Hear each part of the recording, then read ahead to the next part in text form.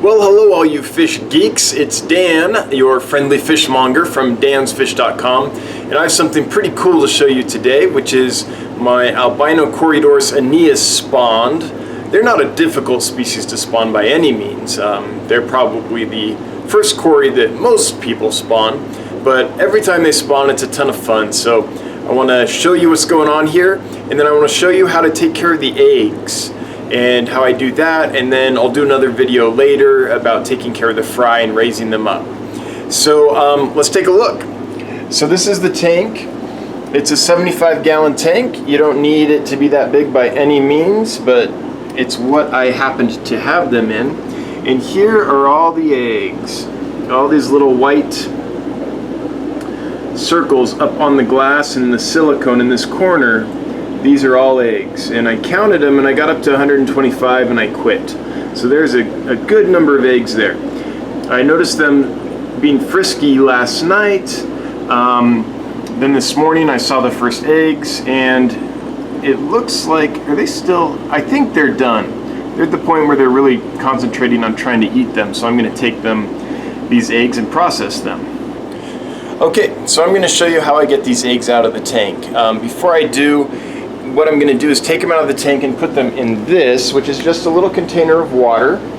It's water from a tank that has no fish in it, so it's been bubbled and aged, but it hasn't had any fish in it. So it's nice and clean, but it's still aged. So that's there. This is the hydrogen peroxide that I'll put in it in a little bit to kind of help sterilize the eggs.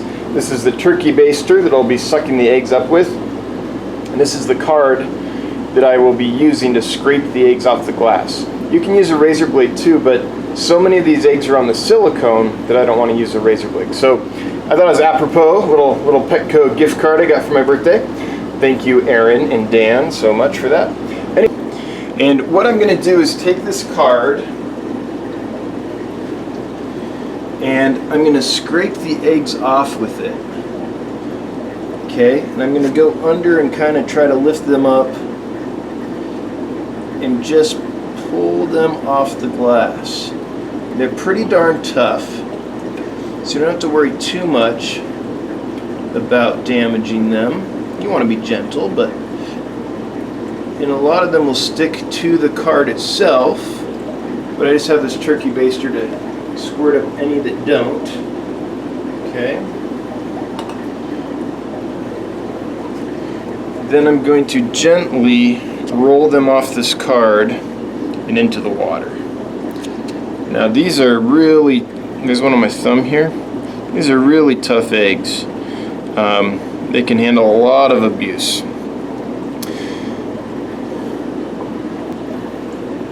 Now, on the silicone here, they're pretty tough to get with scraping methods. What I'm going to do is I'm going to take my fingers, I'm going to gently roll them up and off. And don't worry, any that burst probably were not fertile. Roll them up and off. Alright, good. Okay, and then I just take them, again, stick them in this little container of water. And they're so sticky. Come on, roll into the container. Off you go. Now this container is brand new.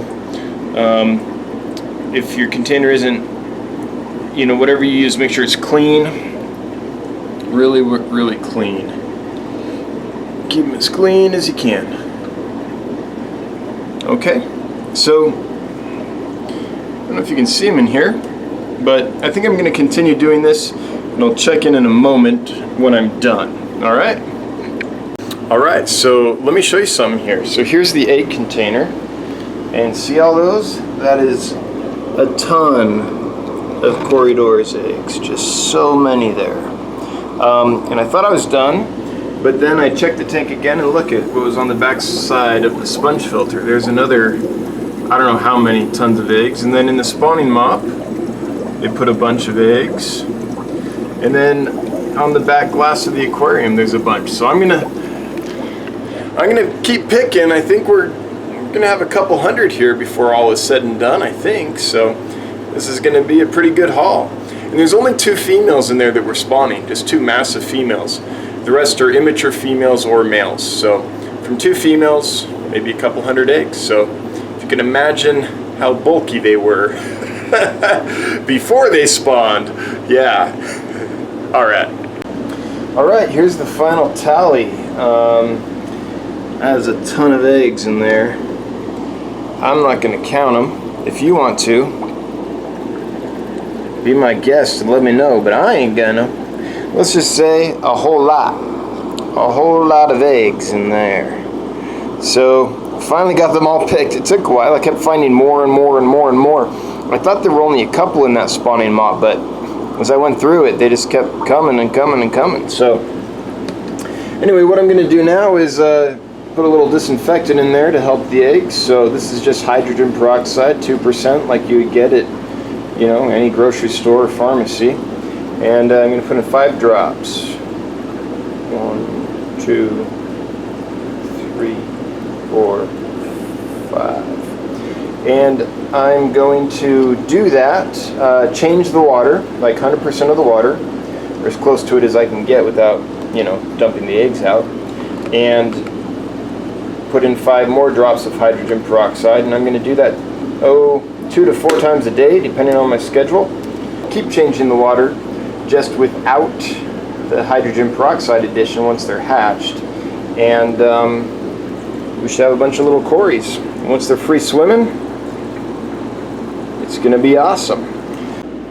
Okay, it's a day later. Here's an update on the Albino Corydoras Aeneas eggs. I just did their second water change of the day, so I've drained out almost all the water. And before I fill it back up, I wanted to get in here, and because it's easier without a lot of water, and give you a close-up of all the eggs. So here they are. The white ones are infertile or have gone bad and are getting taken over by bacteria. That's why they're turning white. We call it fungus in the hobby because they'll often develop these long filaments of white, you know, fungusy looking stuff. But it's not actually fungus, it's actually bacteria that tends to kill them. Maybe fungus plays a part, but it's mainly bacteria. But anyway, we call those fungused up when they're white like that. The rest are all healthy and doing great. And by tomorrow, we should have a little container absolutely full of baby catfish. So it's pretty exciting. So what I'm going to do now is turn off the camera so I can go fill this container up and put in some more hydrogen peroxide to help prevent the spread of any of that, quote, fungus, close quote. And yeah, hopefully I can, when I update you tomorrow, hopefully we have tails sticking out of these things. All right, talk to you soon. All right, so let's show you these little guys. It's been 72 hours and we have our first hatches. They're gonna be super hard to see because basically the hatched Corys look like an egg with just this tiny little sliver of a tail sticking out. But there's one hatched in here for sure that I saw, and one hatched in this container that I saw. Now the others will hatch throughout the next day or so, and so by this evening and tomorrow morning we should have just a whole ton of Corys hatching out. Now what I've done here, why there's 2 containers, is this is where I put all the eggs, and then any eggs that appeared to be fungus to me I would pull out with this little plastic pipette here, because the end is big enough to just suck up an egg without damaging it, and I would transfer it to this container. So this container is where I put the fungused eggs. I don't leave them in here because I don't want to risk the fungused eggs infecting the other eggs. Now, Cory eggs are so tough and so durable that that's probably not a problem, at least not with this species, but I do it anyway just because I cut my teeth raising killifish, and that's a common practice with killifish. So I did that. That being said, I'm not positive all these eggs are bad, so I leave them in here and incubate them just in case some hatch. And one already has hatched, so one in here is is a good egg, despite me thinking that it wasn't. So that's why I do that, just so I don't accidentally throw away any egg that I think is good but isn't. And I'm not 100% on that. You'll see a couple of eggs in here that are kind of right there and right there that are fungused up that I haven't gotten to. Usually that's because they're so stuck onto the other eggs around them that I feel like trying to get them out is just hard to do and might damage the eggs around them and things like that. But again, Cory eggs are super tough. Like, for freshwater fish, they might be the toughest eggs I've ever encountered. Like, next to rays and skates and sharks, you know, they're pretty darn tough. So let me see if I can show you here, if I can get a little guy moving so you can see what I mean by. Well, they're not doing it now, but when I checked on them first thing this morning, there was one hatched in each container. So that's pretty cool, and I'll show you as the rest hatch out. All right, thanks. All right, it is now day 4, boom, of the Corydoras spawning project. And as you can see, there's a lot of them hatching out now. You can kind of see them swimming around. These are what they look like. These little babies. Oops, sorry. Try not to move that anymore for you. And yeah, they're basically yolk sac with the tail at this point. They don't need any food until they absorb some of that. And there's some more in there that need to hatch out, but we're coming right along. So I'm going to change this water again and keep doing that. Probably tomorrow I'll move these guys to a larger container so that I can start tentatively feeding them, get some Java moss set up, stuff like that, some critters in the water, so that as they absorb that sac, they can start chewing on stuff, you know, and there isn't a gap between when that happens and I start feeding them. So that's what will happen. I forgot to mention earlier that very important is once they start hatching out, stop putting in the hydrogen peroxide, okay? So once they start to hatch, it's fine on the eggs, but it's pretty darn rough on the little fishies once they hatch out, okay? I'm not sure why that is. There's something about the egg membrane that protects them. And then when they're out of that, just the hydrogen peroxide on their, you know, skin is really bad. So anyway, this is where we're at, day 4. We'll show you day 5 tomorrow. Alright, so the little baby Corys have moved up in the world. They're now in a little shoebox plastic container, and they've got some Java moss in there, some snails, and they're just hanging out and hatching and absorbing their yolk sacs. So there's not any feeding going on yet or anything, because these guys are still, let's see, there's some over there. They're still absorbing the yolk sacs. They're not quite ready to eat. I will probably start offering food, maybe tomorrow or the next day. As soon as they're kind of getting around is when I do that. But this is how I start them off. I would normally put some cherry shrimp in here too, but I don't have any cherry shrimp at the moment, so I can't do that. But a cherry shrimp or two really helps in a situation like this, to eat any uneaten food, and to kind of, they'll go around and keep the eggs clean and things like that. They're awesome. But anyway, this is where we're at in the process, so we'll show you more as we continue. Alright everybody, it is the next day. Not a whole lot to report. I did start putting microworms in here. The first fry to have hatched are now, they're still not free swimming, but their yolk sacs are definitely starting to be absorbed. I'm trying to focus in here and failing. There we go. And so I put the microworms in there so that as they absorb that yolk sac and start wanting to eat, there'll be food there.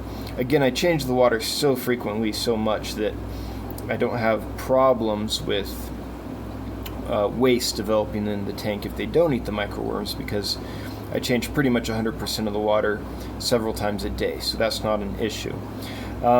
Again, really simple setup, just some Java moss and some snails, fresh water all the time, and start keeping food in front of them, and pretty soon they'll start hunting, and they'll be fun to watch. But for now, most of them are wrigglers still. There's still some eggs hatching, amazingly. They're kind of staggering the hatch. But we'll see what kind of haul we get. Yesterday or the day before, I counted about 65 wrigglers, so they keep hatching though, so I'm hoping to end up with about 100 or so. But we'll see. Anyways, I'll check in tomorrow. Okay, so here we are a couple days later. I've moved them to this 5.5 gallon tank on the breeding and rearing rack. And there they are. As you can see, there's some... That's a full belly right there. Oh, I gotta back up so it can focus. Ah! Sorry, glare everywhere. Anyway, there's a whole bunch of them in here. And they're doing really well. There we go. Got a little focus going on. They're doing really well. They're growing, they're eating. So it's just a matter of time now. Now I'm about to leave town for 5 days.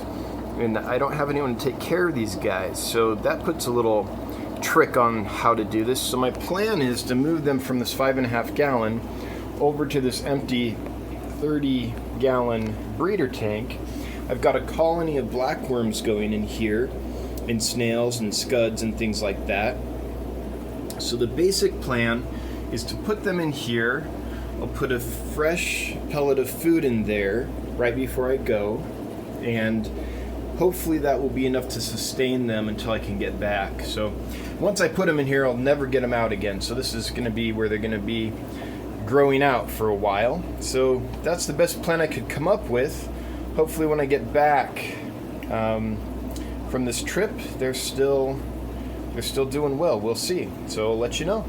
Okay, just to give you an idea of how many babies are in here, I took out the plants so I can move them to the 30 gallon breeder. And check all these out. These are all little baby Corydoras, all these little white babies all around. There's so many of them. And the reason that their bellies are white is because I'm feeding them microworms. And, well, I feed other things too. There's a chunk of rapashi right there for them to eat. But right now they were eating microworms, so their little bellies get all swollen with microworms. So there they are. There's a bunch of them. I've already moved some to the other tank, but I thought I'd get a shot of this for you before I move the rest of them over. Now what looks like dirt in the bottom of the tank, that's actually important. That's called mulm. And what I did is I took a scoop of that out of the bottom of my scud tank. You can see a scud there in the lower left-hand corner. And that is full of microlife. That's full of baby scuds, that's full of baby blackworms, that's full of detritus worms, all kinds of little critters. And so I scooped that out and I put that in there, and it's not real thick or anything. There's just a light dusting of it. It doesn't even cover the entire bottom of the tank. But it's really helpful to have that in there because all those critters will eat any uneaten food, and then they will provide food. They themselves become food for these baby fish as they graze between feedings. So I find that that's really helpful. I know some breeders keep their rearing containers super clean and sterile, and that's fine. That's one way to do it. But I find that a combination of this way, which is frequent feedings every day, food in front of the little babies almost all the time, auto water changes, and just some mulm with life in it down there is really useful, especially for catfish that are kind of grazing all day long. Anyway, just thought I'd show you that, and now I'm going to move these guys to the bigger tank. Well, I just got back from my trip, and I'm looking in this tank, and I'm seeing all kinds of little baby catfish hanging out in the mulm. So that is awesome. There's a couple right there. I'm just going to pan across. There's one looking at us. Look at his cute little face. Look at his cute little face. They've grown actually quite a bit since I put them in here. There's another one. There's a few. So there's all kinds of critters in here, and it looks like it worked. It looks like they kind of munched. There's another one right there on all the stuff in the tank while we were gone, and actually grew. Let's see if I can focus on that. Kind of. There's a bunch back there by the filter. So I'm going to get them some microworms, and yeah, it looks like it was successful. So I'm really pleased about that. Alrighty. Alright, it has been 4 days since I got back from my trip, and I wanted to show you these guys. They're gaining weight, they're growing, they're doing really well. all the black worms and other critters in here. There's a big bunch of them there. Kept them alive while I was gone, and they seem to have done just fine. So I'm really pleased. Everything's going well. Here's a bunch more in here. I did a quick count the day I got back, and I counted about 50 or 60, but I've got all of this Java moss in here, and I couldn't see all the ones that are in there and in back of it and under it and stuff. So I don't know how many we're gonna end up with. My hope is around 100 or so, but I'll be happy with whatever, honestly. This is just for fun. So going on vacation for 5 days was not an optimal thing to do at that time, but looks like they survived, and so I'm really happy with it. So I guess that worked just fine. In a few more weeks, I'm going to feed these guys really well, and in a few more weeks, they'll look like their siblings over here. So I've got about 5 of these little guys that are still growing up. They're about an inch, 3/4 of an inch maybe, and they're doing great.